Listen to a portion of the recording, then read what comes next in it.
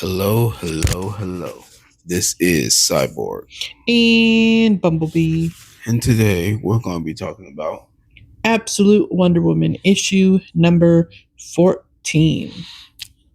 So, before we get started, I'm going to say this is very mystical and heavily put on Greek mythology. Now, for those of you who do not really like Greek mythology, this is a warning to you. And for those of you who are down for it, we welcome you. I enjoy from the beginning. This book has always incorporated like the Greek mythology of it all, and I really enjoy that aspect of it. Yes, me too. And this is coming from someone who really, really loves Greek mythology. Like from high school, middle school, I've read books, watched the shows, studied on it. I'm not saying I know all about Greek mythology, but I know something. So this book starts off with us continuing, or getting right back into the fight between Diana and this mysterious figure, and she's fighting it, and she's kind of thinking to herself like, my hits aren't really doing that much damage. Right. And she's thinking to herself, thinking about what Etta said about there's consequences to magic. And she's kind of trying to figure out what's going on. And then she's kind of come to the conclusion that this thing is like the opposite of her in a way. She is the gift from the gods for the good in the world. And her opposite would be the gifts from, down below to the world. Her equal opposite, basically. And she manages to hit it with the spell to make it go to sleep, if you will. And then she kind of has this out-of-body experience, so to speak, because it looks like she astral project. Even though she didn't do it on her own, it was definitely an astral projection. Yeah. And this astral projection kind of cursed her in a way. Which was even weird. And I'm thinking, and I believe Bumblebee as well, was thinking that it could possibly be Zatanna. So after she puts the thing to sleep, this astral projection kind of version, I don't know if this came from the thing, but it probably. Right. But this astral projection was speaking backwards how, in like the regular universe and in general, how Zatanna performs her spells where she speaks backwards. Yeah. So this thing kind of put a spell on Diana.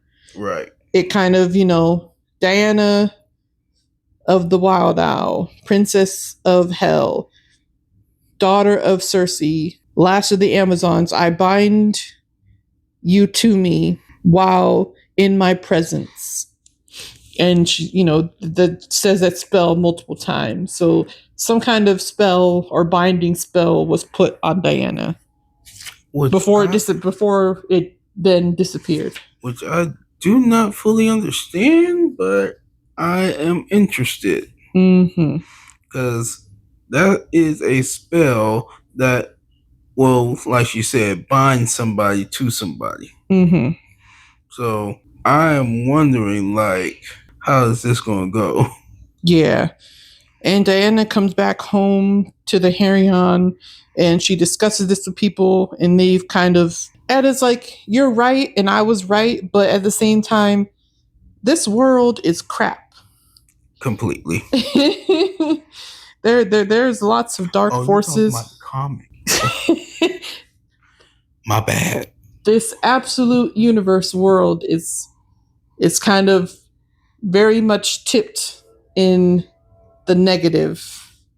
Oh, completely. There's no doubt in my mind. So Eda's like, it doesn't make any sense for them to come so hard with the direct opposite when the world is so imbalanced. Yeah, but it makes for a good story. Mm-hmm. And if you know, the reason that this world is so imbalanced is because of the influence of dark side.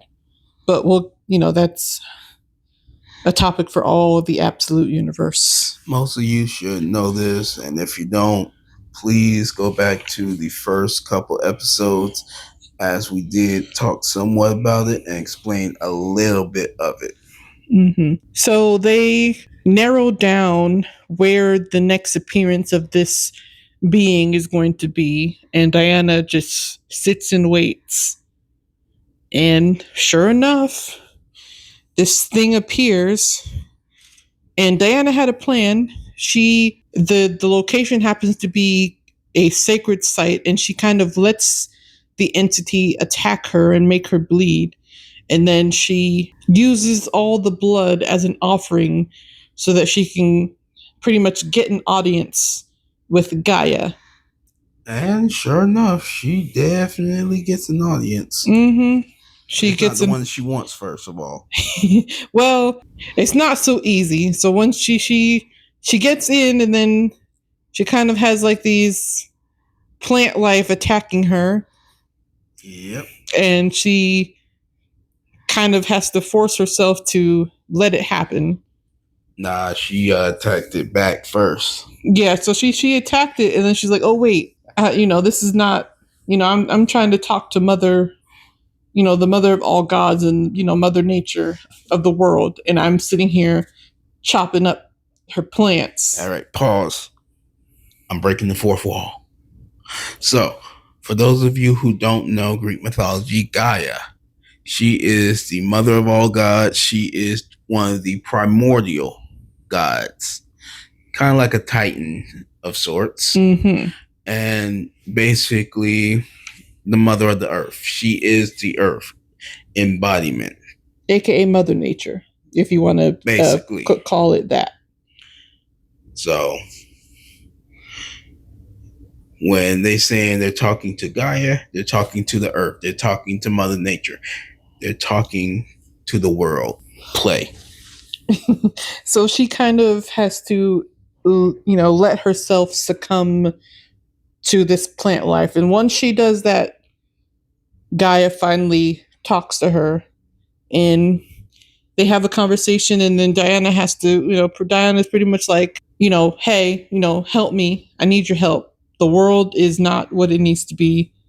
And Gaia at first was like, what do you know about the world? I am the world.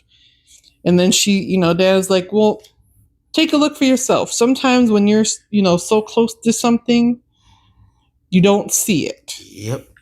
And sure enough, when Gaia takes a look, she sees all the crap and stuff that's happening in the world. Animals are dying, fires, everything, missiles, sex trafficking, people getting attacked by pterodactyl-looking animals, tetricides, homeless people, nuclear bombs, children are dying, getting shot in wars. What are those robots called again? The peacemakers. Yeah, those run amok. So guys, like, you know what? I'm gonna take care of it. I got you. And she sure enough got her. Oh, some stuff went down. Well, not really, but really. The Diana pretty much like, I give myself to you. I will be your servant, or well, not servant. Let me be your champion. Let me be your, what is it called? Avatar. Gaia is pretty much like, you will fight the darkness. Yes, and you will give your life in my name. And yes. So once that meeting's over, Diana gets pushed back to the surface, and then this entity gets sucked down and pretty much gets taken care of by Gaia. And thus, the immediate threat is gone for now. Yeah. Diana comes back to her home. All of her people are sleeping except for Steve, and he's listening to like some police reports and news going on around. This just in, a man wearing a bat costume is running amok in Gotham. And a man with a red cape, no capes, is running amok in Kansas. Well, Smallville.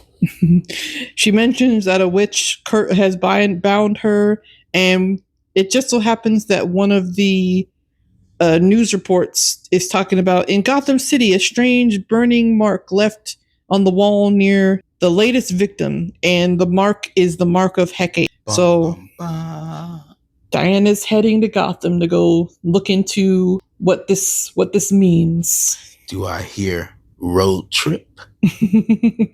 And if you guys been keeping up, it was announced a little while ago that Batman, I don't know, they're crossing over. Yes, it's going to be a crossover of sorts. It's going to be interesting. I'm still holding out for the Absolute Justice League, but at the same time, I don't know if that's going to be a thing.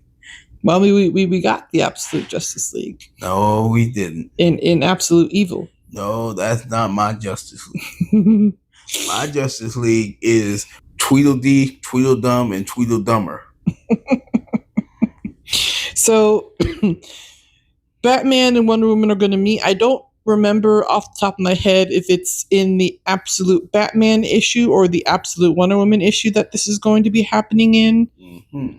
I don't think it's both. I think it's the Batman issue. I could be wrong though, but she's going to be visiting Gotham and helping him deal with whatever is happening here with this symbol of Hecate and of the people getting killed in Gotham. This is going to be one interesting mashup.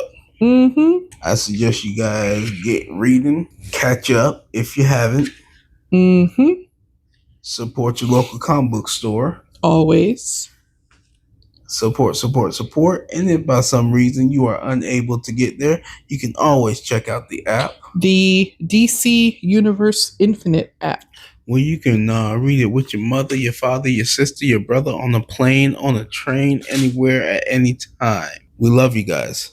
And as always, peace. Happy holidays. Stay safe.